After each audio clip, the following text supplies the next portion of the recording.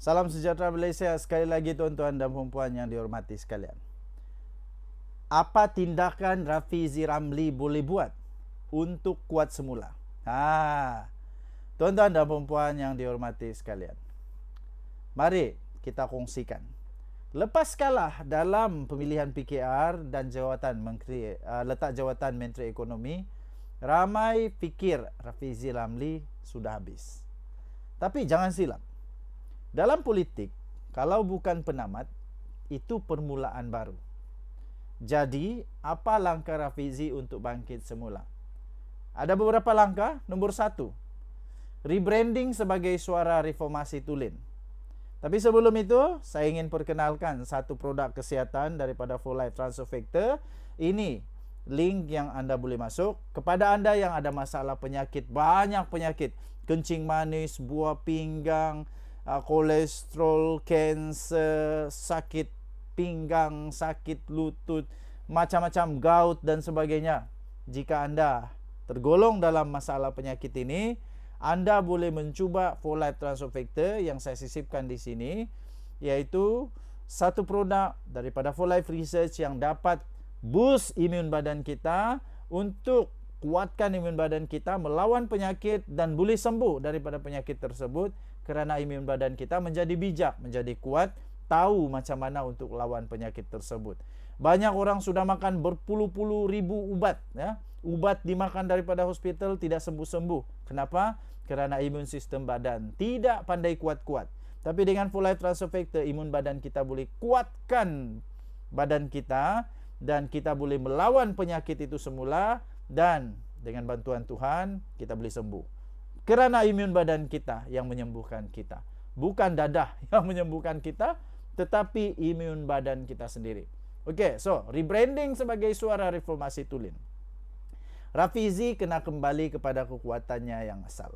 Suara rakyat yang berani. Dulu dia lawan NFC, dia bongkar skandal, dia lawan sistem. Sekarang dia boleh tampil semula sebagai satu alternatif kepada politik, keluarga dan kartel. Position diri dia sebagai orang yang konsisten, membawa reformasi, bukan ikut arus tapi cipta arus. Nombor 2, beliau boleh menggunakan media sosial dengan strategik. Rafizi adalah seorang yang bijak di dalam membuat naratif digital. Dia boleh membangunkan menggunakan semula pengaruhnya melalui YouTube, melalui TikTok, Twitter atau X sekarang ini.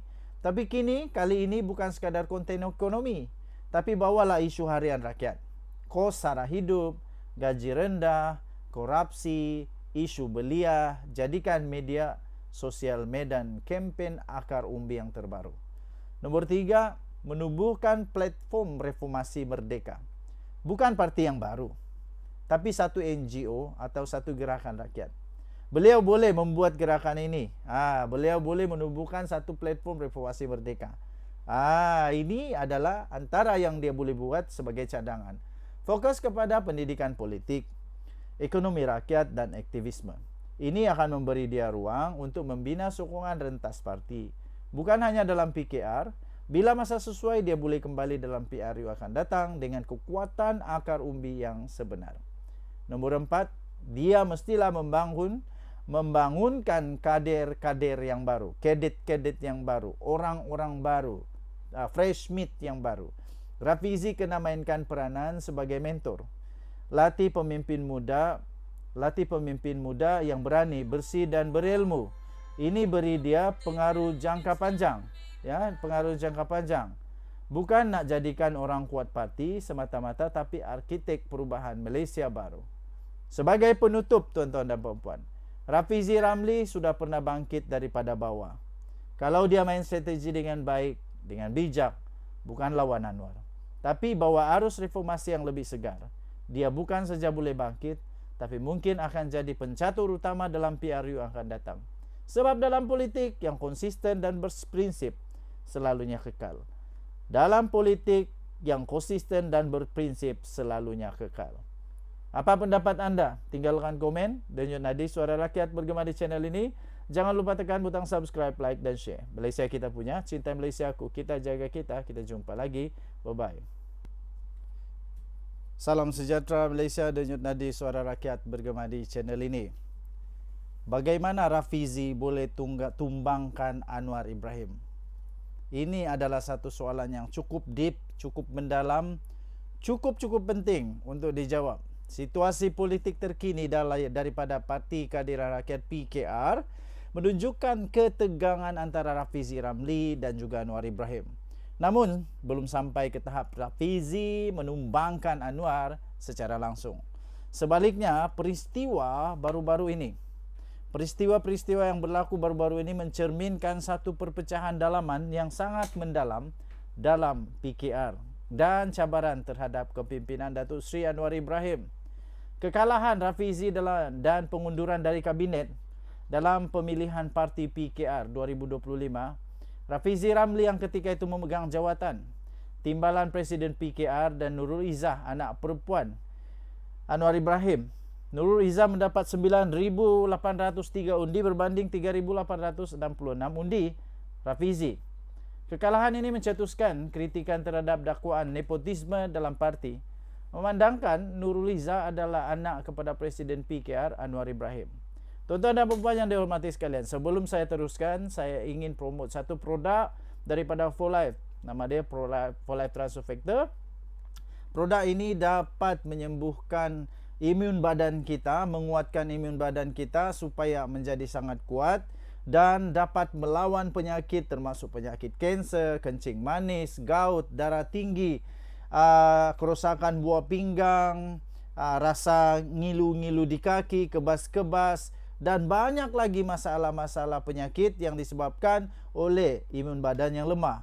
ForLife Transfer Factor mengajar badan kita untuk menjadi sembuh melalui imun badan yang kuat. Imun badan itulah yang melawan penyakit.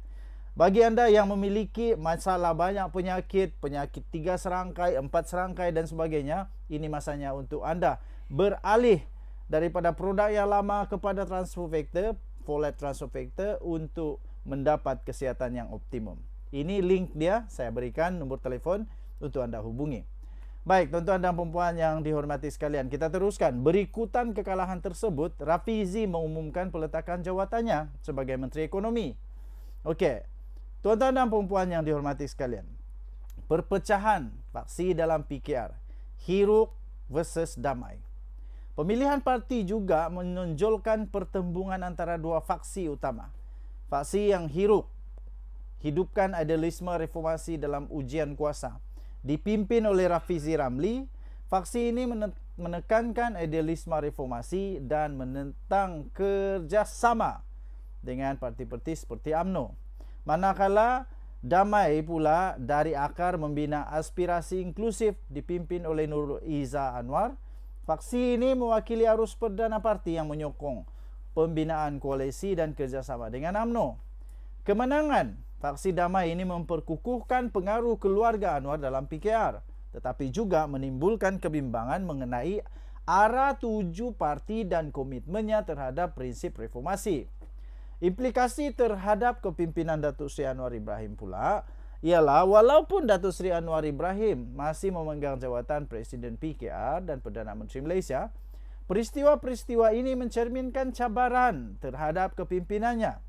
Pengunduran Rafizi dan Nik Nazmi dari kabinet memberikan mereka kebebasan untuk mengkritik dasar-dasar kerajaan tanpa terikat kepada tanggungjawab kolektif kabinet.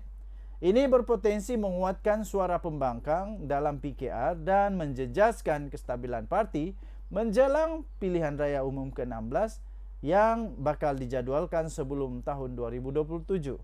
Tuan-tuan dan puan yang dihormati sekalian, sebagai kesimpulan, walaupun Rafizi belum menumbangkan Datuk Seri Anwar Ibrahim secara langsung, tetapi tindakan dan keputusan beliau baru-baru ini mencerminkan perpecahan yang mendalam dalam PKR dan cabaran serius terhadap kepimpinan Datuk Seri Anwar Ibrahim. Perkembangan ini berpotensi mengubah landscape politik PKR dan memberi kesan kepada masa depan politik Anwar dalam jangka panjang.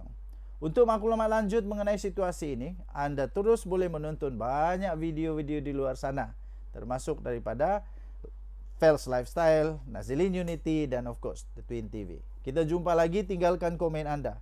Bye-bye.